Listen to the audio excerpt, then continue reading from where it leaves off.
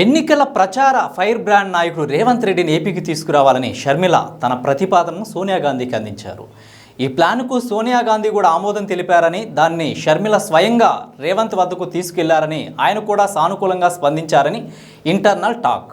So పర్యవసానంగా AP ఎన్నికల ప్రచారంలో రేవంత్ ప్రవేశం ఇంకెంతో దూరంలో లేదు. సో షర్మిల ప్రస్తుతం తన కొడుకు రాజారెడ్డి పెళ్లి పనుల్లో బిజీగా ఉన్నారు.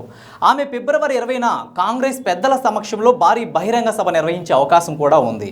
సో ఏపీలో రేవంత్ రెడ్డి బహిరంగ సభకు తిరిగి వస్తే అది ఈ నెలాఖరులోగా కార్యరూపం దాల్చొచ్చు. ఫిబ్రవరి నెలాఖరులో వైజాగ్లో ఈ కార్యక్రమాన్ని నిర్వహించేందుకు కూడా బ్లూ ప్రింట్ సిద్ధమవుతున్నట్లు సమాచారం. ఈ సమావేశంలో తెలంగాణ సీఎం రేవంత్ రెడ్డి మాత్రమే కాకుండా కర్ణాటక సీఎం సిద్ధరామయ్య కూడా పాల్గొనే అవకాశం ఉంది.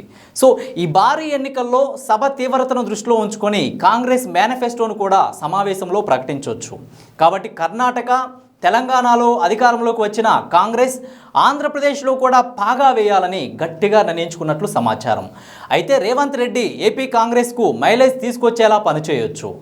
ఇద్దరు మంచి వక్తలు షర్మిల, రేవంత్లను ఒకే వేదికపై చూడడం ఏపీ కాంగ్రెస్ కార్యకర్తల్లో నూతన జోష్ నింపొచ్చు. సో ఇదండి స్టోరీ బోర్డ్. సో మరో స్టోరీ బోర్డుతో మళ్ళీ కలుద్దాం. చూస్తూనే ఉండండి H6 న్యూస్. ప్రజాశ్రేయస్సే మా లక్ష్యం.